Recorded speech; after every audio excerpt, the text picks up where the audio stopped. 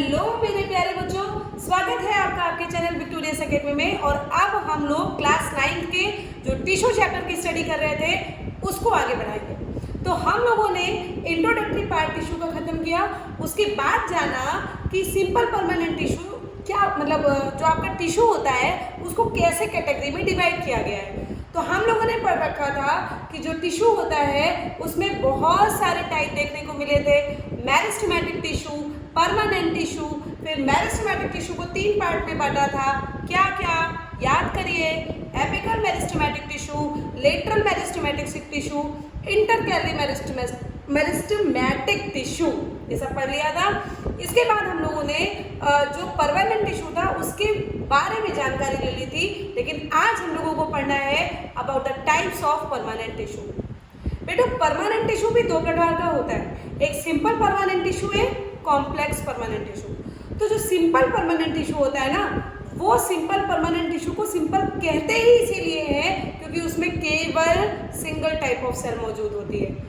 जब आप complex permanent tissue पढ़ रहे होगे उस समय आप पढ़ोगे कि उसको कॉम्प्लेक्स परमानेंट टिश्यू क्यों कहते हैं, क्योंकि वो एक से ज्यादा टाइप के सेल से मिलकर बनी होती है। क्लियर हुआ?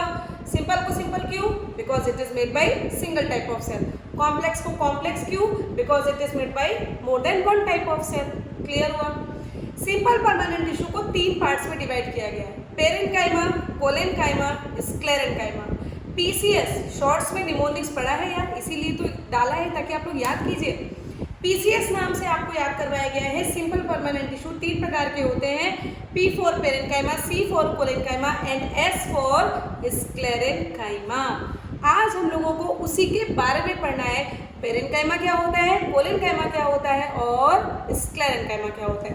तो भैया स्टार्ट करते हैं। सिंपल परमानेंट टिश्यू को सिंपल परमानेंट टिश्यू क्यों कहते हैं? Because this tissue is made by single type of cell. Clear? अब पेरेन्काइमा, कोलेनकाइमा और स्क्लेरेन्काइमा के बारे में हम लोग इसके बारे में समझते हैं। देखिए इसके शेप के बारे में जानकारी दी जाए तो बेटो इसका शेप होता है Oval, rounded and loosely packed. Figure बना के जरा हम लोग देखते हैं कि कैसे इसके पैक्ड होते हैं। देखिए अगर आप कोई सेल्स बनाओगे, अगर आप सेल्स का फॉर्मेशन करोगे तो इस तरीके से आपको सेल्स मिलेंगी। क्लियर? पेरेन्काइमा की सेल्स। अब इसमें अगर आप देखो, अगर आप इसमें देखो ना तो ये देखो आपको बीच बीच में इस तरीके से स्पेस दिख रहा है कि नहीं?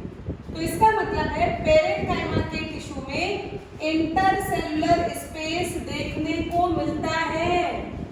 ठीक है? लूजली पैक्ड होते हैं, ओवल होते हैं, राउंडेड होते हैं और इंटरसेलुलर स्पेस देखने को मिलता है। बिल्कुल रट्टा मारना शुरू करो। ये कैसे होते हैं बेटू? ये आपके आइसोडायमेट्रिक होते हैं, कुछ ऐसे। बनाना सीख लो इसको, कोई बड़ी बात नहीं है कि आप इसको बना नहीं पाओगे, इसको बनाना सीख लो ऐसे। ठीक है? ये बनाया।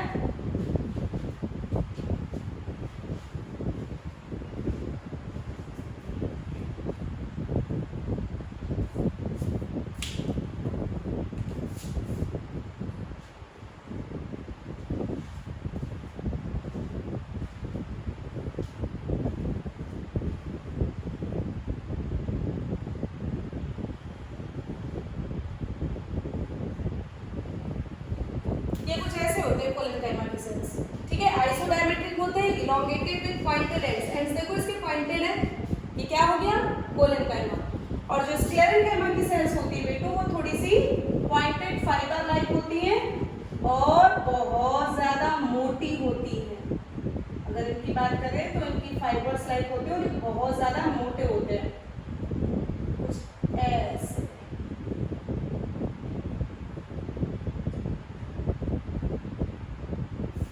क्लियर हो गया? तो इस तरीके से आपको शेप के बारे में नॉलेज हो गया। इस लाइन को कंप्लीट कर लेते हैं। The tissue made by single type of cell, single type of cell is called simple permanent tissue, है ना? आप इसको अभी चूंकि स्क्रीनशॉट लोगे तो ये होना चाहिए आपके में पूरा। चलो देखो, आपको पहले फिगर के साथ समझ में आया कि जो पेरेन्काइमा की सेल्स होती है वो ओवल होती है, राउंडेड होती है, लूजली पैक्ड होती है, कोलेनकाइमा की सेल्स होती है आइसोडायमेट्रिक, देखो सेम सेल स्ट्रक्चर है, पॉइंटेड एंड से मुन्ना, और थोड़ा इंटरसेलुलर स्पेस है, बहुत ज्यादा इंटरसेलुलर स्पेस नहीं होता। क्लियर? जो स्क्लेरेंकाइमा की सेल्स होती है वो इलॉन्गेटेड होती है, फाइबर लाइक होती है और आइसोडायमेट्रिक भी होती है। इनके जैसा स्ट्रक्चर भी इनमें देखने को मिलता है, लेकिन वो थोड़ी और ज्यादा मोटी होती है। याद हो गया मुन्ना? Very good. फिर देखिए वेरी इंपॉर्टेंट पॉइंट्स याद रखते हैं। पेरेंकाइमा की सेल वॉल किसकी बनी होती है? सेलुलोज। मेरे साथ याद करो, पेरेंकाइमा की सेल वॉल किसकी बनी है? Cellulose. Parenchyma is made bye cellulose, collenchyma is made bye pectin, sclerenchyma is made bye lignin. याद हो गया? पेरेंकाइमा की सेल वॉल किसकी बनी? सेलुलोज की। कोलेनकाइमा की सेल वॉल किसकी बनी? पेक्टिन की। स्क्लेरेंकाइमा की सेल वॉल किसकी बनी? लिग्निन की। याद हो गया?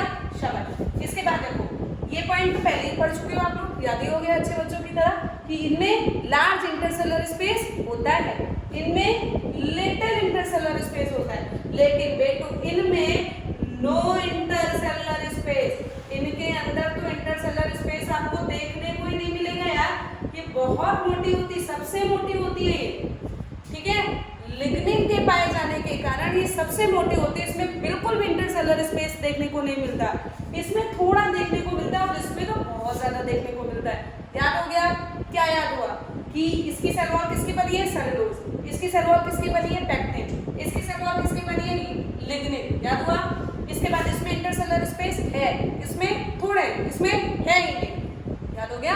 Very good. फिर देखो सेल के नेचर के बारे में देखते हैं। सेल के नेचर के बारे में यार थिन वॉल्ड है और लिविंग है। भैया जहाँ पे सेलुलोज की अगर लेयर पाई जाएगी तो ये जान लो, एक चीज रट्टा मार लो, जहाँ जहाँ सेलुलोज की सेल वॉल है मुन्ना वो सेल तो लिविंग है। आपको रटना पड़ेगा, वो सेल 100% लिविंग होगी जहाँ जहाँ पर सेलुलोज की सेल वॉल पाई जाएगी, और वो थिन भी होती है ना, इसलिए वो लिविंग है। तो they are thin walled and living. ये देखो इसकी सेल वॉल थोड़ी मोटी तो है, नो डाउट इसकी सेल वॉल थोड़ी मोटी तो है, लेकिन बेटू जी ये भी लिविंग ही कहलाते हैं। कोलेनकाइमा इज आल्सो लिविंग, याद रखने वाला पॉइंट है। लेकिन स्क्लेरेंकाइमा में तो भैया इंटरसेलुलर स्पेस ही नहीं है, ऊपर से इनकी सेल वॉल लिग्निन की है, ऊपर से ये बहुत थिक वॉल्ड है, तो ये कैसे हो जाएंगे? डेड। तो स्क्लेरेंकाइमा कैसे? डेड। याद हो गया सभी को? वेल, अब अकरेंस देखते हैं। अकरेंस का मतलब होता है कि ये टिश्यू पाए कहाँ जाते हैं। तो देखिए पेरेंकाइमा के टिश्यू पाए जाते हैं softer part of the plant. अरे मैम ये बात कैसे समझ में आएगी? आओ हम समझाते हैं। मतलब ये एपिडर्मिस और कॉर्टेक्स क्या होता है, जब आप थोड़े बड़े हो जाओगे, क्लास 11 में पहुंचोगे, तो बेटू आप पढ़ोगे इस तरीके से टिश्यू को बनाया जाता है, ठीक है? चाहे वो प्लांट हो, प्लांट की स्टेम हो, चाहे वो रूट हो, चाहे वो लीफ हो, आपको ऐसा स्ट्रक्चर सबसे बाहर दिखता है। इसको कहते क्या है मुन्ना? इसको कहते हैं एपिडर्मिस। सबसे बाहर प्लांट टिश्यू में क्या पाया जाता है? तो आपका आंसर हो जाएगा एपिडर्मिस। कितनी बात समझ में आई? यस। इसके बाद जो उसके नीचे एक छोटी सी लेयर बनती है बेटू, इसको हम लोग हाइपोडर्मिस कहते हैं। एपिडर्मिस ऊपर, हाइपो का मतलब नीचे, हाइपोडर्मिस कहाँ? एपिडर्मिस के नीचे। याद हो गया? इसके नीचे बेटू एक और स्ट्रक्चर होता है जो लूज सा पाया जाता है, जिसको हम लोग कॉर्टेक्स कहते हैं। बस इतनी चीजें यार आप लोग याद रख लो, इससे ज्यादा टिश्यू अभी याद करने की जरूरत नहीं। अभी आप लोग बहुत छोटे बच्चे हो, इतना भी अगर याद कर लोगे ना तो मेरे प्यारे राजा बेटा कहलाने लगोगे, ठीक है? तो अभी हमने क्या पढ़ा? टिश्यू में सबसे ऊपर कौन सी लेयर? एपिडर्मिस। उसके नीचे कौन सी लेयर बनती है? हाइपोडर्मिस स्टेम में, और फिर नीचे एक लेयर बनती है जिसको हम लोग कॉर्टेक्स कहते हैं। तो भैया टिश्यू में पेरेंकाइमा की बनी हुई टिश्यू कौन कौन हुई? एपिडर्मिस हुई और कॉर्टेक्स हुई, क्योंकि ये लूजली पैक्ड होते हैं। याद करना पड़ेगा यार कि प्लांट टिश्यू में जो पार्ट होते हैं वो कौन बनाता है? वो पेरेंकाइमा बनाता है, लूज वाला पार्ट। तो देखिए it is the most abundant tissue, plant में बहुत सारी जगह पर पाया जाने वाला टिश्यू होता है। ये softer part of the plant में पाया जाता है, लाइक एपिडर्मिस एंड कॉर्टेक्स। समझ में आया? एपिडर्मिस और कॉर्टेक्स को बनाने का काम कौन करेगा? पेरेंकाइमा। ये और वो देखो जरा ध्यान से देखो, it is present below the epidermis and forms hypodermis. उधर भी लिखा है it is also forms hypodermis, यानी कि कोलेनकाइमा और स्क्लेरेंकाइमा दोनों के दोनों हाइपोडर्मिस बनाते हैं, लेकिन उसके आगे तो एक मामला लिख दिया गया है, dicot stem, monocot stem. Dicot monocot क्या है आप मैम ये बताओ। देखो यार, अगर आप कोई सीड ले लो, सीड को पानी में भिगो दो। हाँ, हम आपको 2 सीड देते हैं, इमेजिन करना भैया। एक आपने ले लिया चना ले लिया और एक आपने गेहूं ले लिया। जरा दोनों को भिगो और हल्के हाथ से दबा कर देखना, एकदम ऐसे नहीं करना है कि एकदम दबाए दे दो, हल्के हाथ से दबा कर देखो कौन 2 पार्ट में आसानी से डिवाइड होगा। बोलो, चना ना। जो सीड 2 पार्ट में आसानी से डिवाइड होते हैं बेटू, वो डाइकॉट कहलाते हैं। समझ में आया, क्योंकि उसमें 2 कॉटिलिडन्स होते हैं। और जो डिवाइड नहीं होता, एकदम मिस जाता है, गेहूं को आप करोगे बेटा वो मिस जाएगा, लेकिन आसानी से 2 पार्ट में वो डिवाइड नहीं होगा।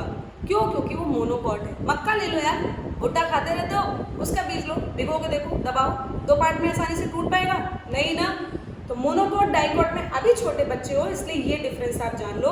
पानी में भिगोने के बाद जो सीड आसानी से 2 पार्ट में डिवाइड हो जाए उनको डाइकॉट कहते हैं, और जो सीड डिवाइड ना हो उसको मोनोकॉट कहते हैं। ठीक है, तो उन्हीं प्लांट्स में डाइकॉट में यानी कि दाल वाले प्लांट्स में हाइपोडर्मिस, एपिडर्मिस के नीचे वाला पार्ट कौन बनाता है? कोलेनकाइमा। भाई टफ नहीं है यार, इतनी चीज टफ नहीं है, आपको याद करना पड़ेगा। क्या बोला गया कि डाइकॉट स्टेम में एपिडर्मिस के नीचे वाला पार्ट हाइपोडर्मिस कौन बनाता है? कोलेनकाइमा। लेकिन मोनोकॉट स्टेम में हाइपोडर्मिस कौन बनाएगा? तो आपका आंसर है स्क्लेरेंकाइमा। इतनी बात समझ में आई सभी को? तो भैया इसका ले लो स्क्रीनशॉट, क्योंकि अभी भी इसमें फंक्शन वगैरह बहुत सारा बचा है। Take a screenshot please. Very good.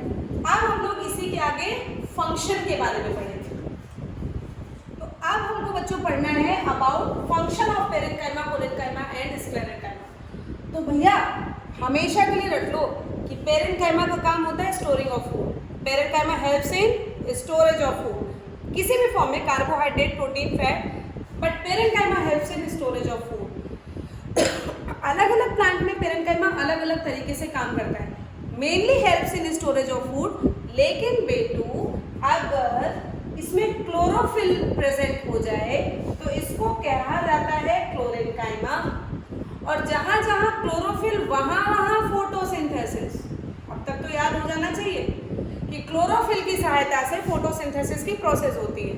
तो जहां जहां क्लोरोफिल वहां वहां फोटोसिंथेसिस, और ऐसे पेरेन्काइमा को क्लोरेन्काइमा कहते हैं। तो पेरेन्काइमा हुआ ना मेन साइट ऑफ फोटोसिंथेसिस।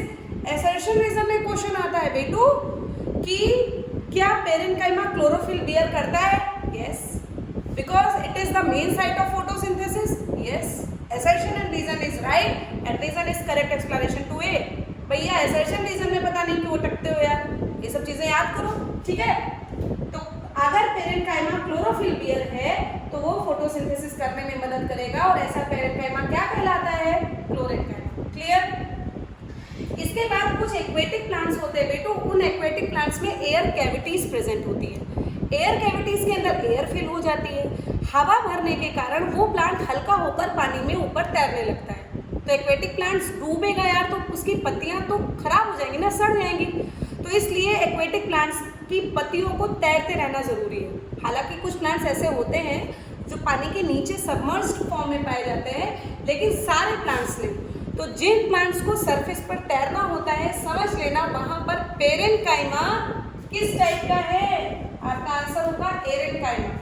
तो एक्वेटिक प्लांट्स में लार्ज एयर कैविटीज प्रेजेंट होती है जिसमें हवा भरी होती है, which helps them in floating, जो उसको पानी के ऊपर सतह पर floating on water surface, floating on water surface, इसको क्या कहा जाता है? तो आप आंसर दोगे एरेन्काइमा। पेरेन्काइमा के काम समझ में है? 3 तरीके से याद करेंगे। Mainly helps in storage of food. दूसरा वाला क्या बताया? क्लोरोफिल बियरिंग पेरेन्काइमा जो होता है वो फोटोसिंथेसिस में मदद करता है, उसको कहते क्या है? क्लोरेन्काइमा। फिर क्या बताया कि एक्वेटिक प्लांट्स में लार्ज एयर कैविटीज प्रेजेंट होती हैं, और उन लार्ज एयर कैविटीज में हवा भरी होती है जिसके कारण वो प्लांट फ्लोट करता है सरफेस ऑफ वाटर पे, उनको क्या कहते हैं? एरेन्काइमा। यार अब तक तो रट गया होगा, है ना? फिर आते हैं हम लोग स्क्लेरेन्काइमा, कोलेन्काइमा के काम में। भैया ये हमारे प्लांट को मैकेनिकल सपोर्ट देता है। मैकेनिकल सपोर्ट का मतलब प्लांट खड़ा रहे, इसमें मदद करता है यार।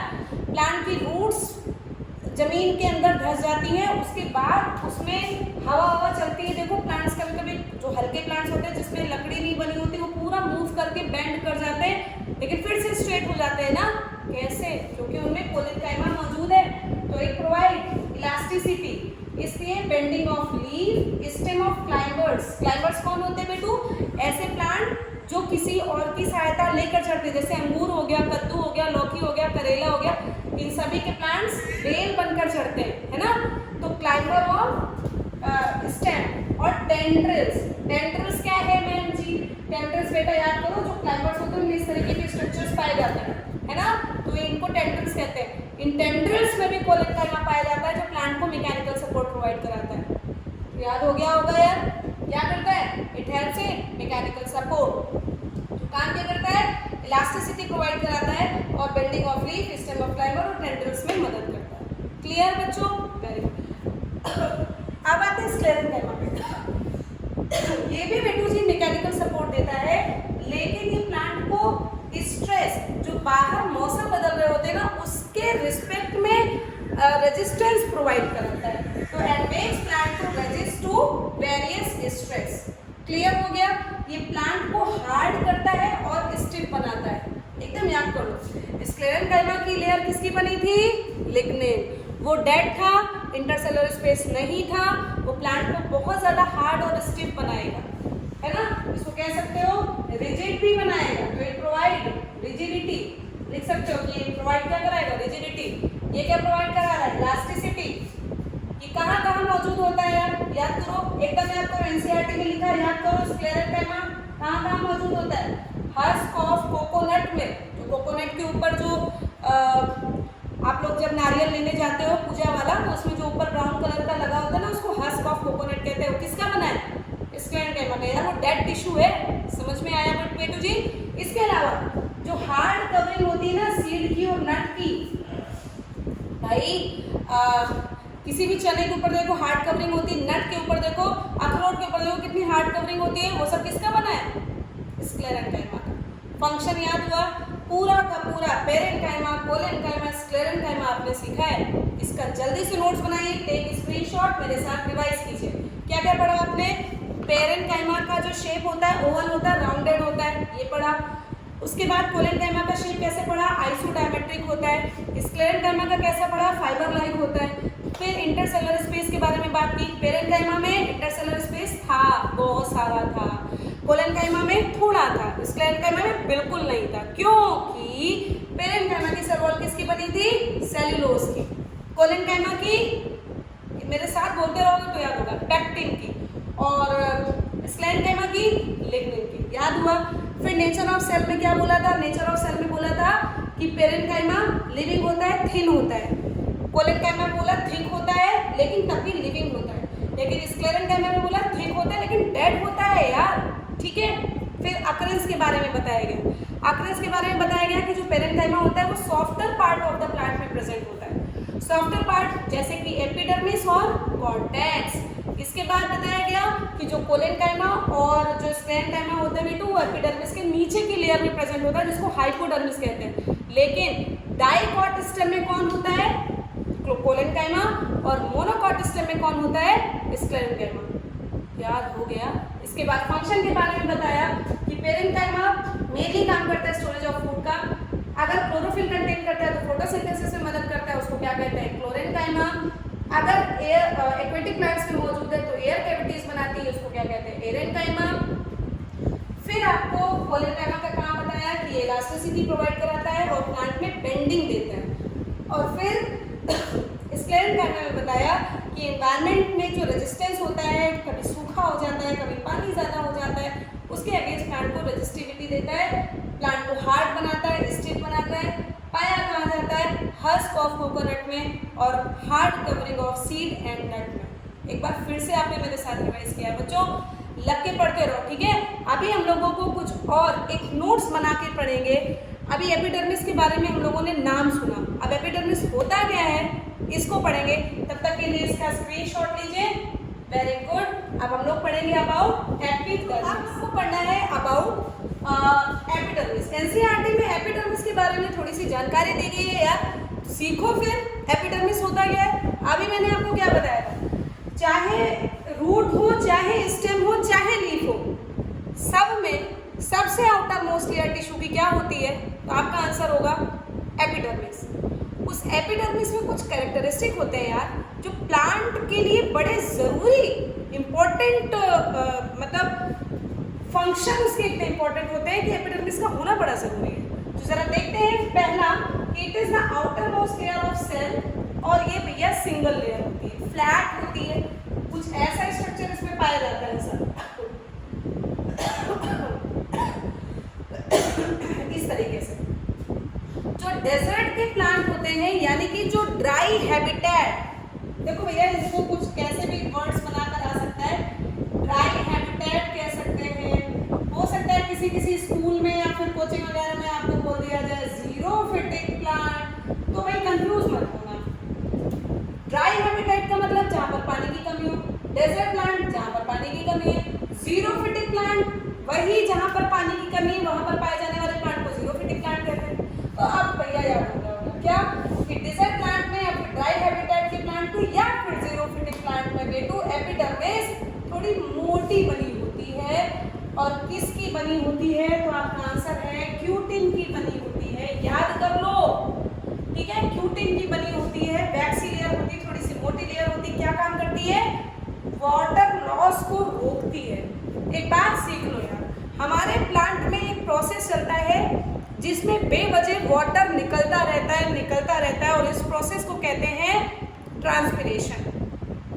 अभी थोड़ी देर बाद आपको ट्रांसपिरेशन के बारे में जानकारी मिलेगी, लेकिन समझ लीजिए कि ये जो डेजर्ट प्लांट है उसमें जो एपिडर्मिस है वो क्यूटिन की बनी लेयर होती है, वैक्सी लेयर थोड़ी मोटी लेयर होती है, थिक लेयर होती है, जो क्या काम करती है? प्रिवेंशन ऑफ वाटर लॉस, वहां से पानी का लॉस नहीं होने देती। फिर अगर कोई aerial part of the plant है, मतलब एरियल पार्ट का मतलब है कि जो हवा के संपर्क में रूट वगैरह की बात नहीं हो रही, स्टेम वगैरह की बात हो रही है, तो जो aerial part of the plant है बेटो उसमें भी वैक्सी लेयर होती है, जो कि प्लांट को, इसमें देखो क्यूटिन वगैरह नहीं बोला गया, खाली मोटी लेयर होती है एपिडर्मिस में, जो कि प्लांट में लॉस ऑफ वाटर को प्रिवेंट करती है, मैकेनिकल इंजरी को प्रिवेंट करती है। अगर चोट लग जाता है ना, तो ऐसा नहीं है कि प्लांट में अंदर तक एकदम प्रभाव पड़ जाए, प्लांट अंदर तक खराब हो जाए, ऊपर से चोट लगती है, अगर प्लांट को कट पड़ जाता है तो वहीं पर वो फिलिंग करके वो सूख जाता है वो चीज़, और बाद में वो रिफिल हो जाता है, बाद में वो ठीक हो जाता है।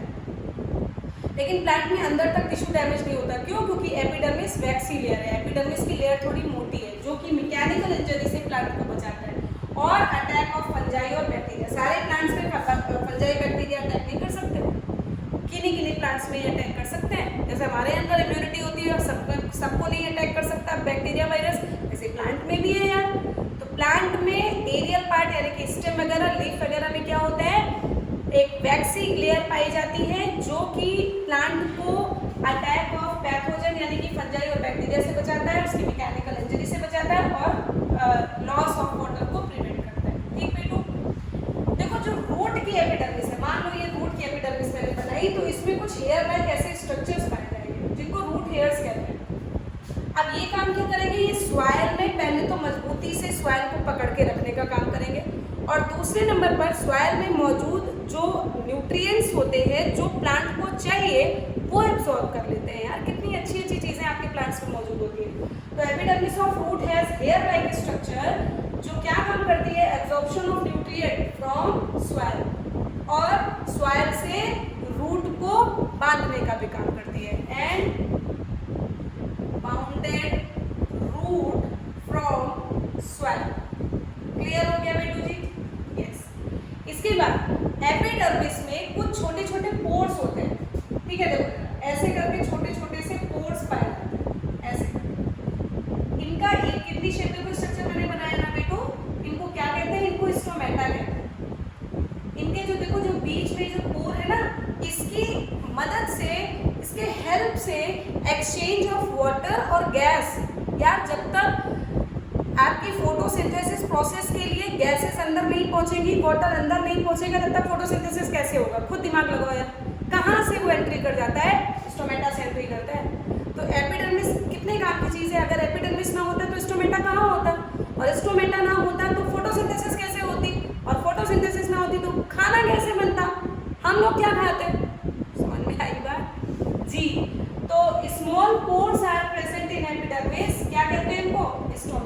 इसका शेप कैसा होता है?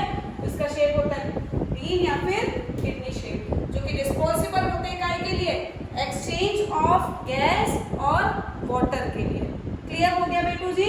और साथ ही साथ में काम क्या करता है? ट्रांसपिरेशन का। Transpiration is the loss of water vapour. तो ट्रांसपिरेशन का काम करता है एक्सचेंज करने का काम करता है। क्या एक्सचेंज करता है? वाटर को और गैस को, ताकि फोटोसिंथेसिस हो जाए। तो स्टोमेटा है बड़ी काम की चीज, ठीक है? इसका स्क्रीनशॉट लीजिए मीना। इसके आगे आपको बताते हैं कि ट्रांसपिरेशन क्या होता है और एक दो पॉइंट्स और है उसको क्लियर करते हैं। So please take screenshot. Yes, इसके बाद हम लोग पढ़ेंगे about what is transpiration. Transpiration के बारे में थोड़ी सी जानकारी लेने में क्या हर्ज है यार? आपके एनसीईआरटी में छोटा सा एक जगह लिखा हुआ है कि जानिए कि व्हाट इज ट्रांसपिरेशन। तो बेटू, प्लांट से वाटर का वाटर वेपर के फॉर्म में लॉस होना क्या कहलाता है? Transpiration. So the loss of water in the form of water vapours from plant is called transpiration. और ये कैसे होता है? अभी पढ़ के आए हो स्टोमेटा की सहायता से। तो लिख सकते हैं कि it takes place from stomata. Transpiration process किसके थ्रू होता है यार? तो आपका आंसर होगा स्टोमेटा। देखो स्टोमेटा कैसा होता है? स्टोमेटा इस तरीके का किडनी शेप स्ट्रक्चर होता है बेटू, है ना? यहाँ पर आपके क्लोरोफिल पाए जाते हैं ऐसे करके। ये आपका गार्ड सेल होता है, ठीक है? और ये जो है इसको स्टोमा पोर कहते हैं। बस इसी पोर की सहायता से जब ये खुलता है तो गैस और वाटर का एक्सचेंज होता है, और जब ये बंद हो जाता है तो एक्सचेंज होना भी बंद हो जाता है। बस इतनी सी बात आपको याद रखनी है। और सुनो भैया, चूंकि ट्रांसपिरेशन एक टाइप की इवापोरेशन की प्रोसेस है, और आप लोग जानते हो अगर इवापोरेशन होता है तो कूलिंग इफेक्ट आता है यार। नहीं भी याद है? केमिस्ट्री में पढ़ाया गया होगा कि जब भी कभी इवापोरेशन होता है हम लोग को पसीना आता है, हम लोग फैन चलाते हैं, हमारा पसीना इवापोरेट होने लगता है, और जब पसीना इवापोरेट होता है तो ठंडक का एहसास नहीं होता। वैसे ही इसीलिए बड़े प्लांट के नीचे जाते हो तो थोड़ा ठंडा लगता है। लगता नहीं है कि यार बड़ी गर्मी है, थोड़ा सा बड़े प्लांट के नीचे आ गए तो अब अच्छा लग रहा है। क्यों अच्छा लग रहा है? क्योंकि प्लांट एक प्रोसेस करता है जिसको ट्रांसपिरेशन कहते हैं, और ट्रांसपिरेशन इवापोरेशन मेथड से होता है जो कि कूलिंग इफेक्ट देता है। तो वहाँ पर जो मौजूद आसपास का एरिया है वो थोड़ा ठंडा रहता है। इसीलिए कहते हैं बच्चों पेड़ लगाओ, क्योंकि वो पहली बात तो ऑक्सीजन देते हैं, दूसरी बात है फोटोसिंथेसिस करके खाना बनाते हैं, तीसरी बात है ये इवेपोरेशन करके ठंडक भी तो देते हैं यार। पेड़ को लगाना पड़ेगा, ठीक है? चलिए, अच्छा एक चीज अभी आपने फोटोसिंथेसिस पढ़ा ना कि पेरेंकाइमा फोटोसिंथेसिस करता है। बेटू एनसीईआरटी में एक जगह ये भी लिख रखा है कि कौन कौन सी गैसेस एक्सचेंज हो। अभी आपने एक्सचेंज ऑफ गैस भी पढ़ा, तो जान लो यार फोटोसिंथेसिस की प्रोसेस क्या होती है। देखो फोटोसिंथेसिस में एक बेटा लर्न ही कर लो कि फोटोसिंथेसिस में रिएक्शन क्या होती है। देखो फोटोसिंथेसिस में हमको चाहिए CO2, जो इस स्टोमेटा की सहायता से प्लांट में अंदर जाएगा, ठीक? 6। दूसरे नंबर पर हमको चाहिए वाटर, वाटर भी इसी स्टोमेटा पोर की सहायता से अंदर जाएगा, गया? इसके बाद हमको चाहिए सनलाइट। हाँ भैया, सनलाइट के बिना नहीं हो पाएगा। इसके बाद हमको चाहिए क्लोरोफिल। याद करो पेरेंकाइमा में बताया था जिसमें क्लोरोफिल होता है उसको क्लोरेंकाइमा कहते हैं, और वहीं पर फोटोसिंथेसिस होती है। याद आया? तो कौन कौन सी गैसेस चाहिए हमको? CO2 चाहिए और वाटर चाहिए। गैसेस किस फॉर्म में चाहिए? CO2 के फॉर्म में। बनेगा क्या बेटा? बनेगा C6H12O6। इसको ग्लूकोज कहते हैं। यही तो मेन खाना है जो बनता है। इसके साथ में भैया एक बढ़िया गैस जो हमको जीवित रखने का काम करती है, क्या कहते हैं इसको? ऑक्सीजन। और साथ में वाटर का लॉस होता है। इतनी सारी चीजें। तो फोटोसिंथेसिस में कौन सी गैस जरूरी? तो आपका आंसर क्या होगा? CO2। कौन सी गैस निकलती है? तुम्हारा आंसर क्या होगा? O2 gas.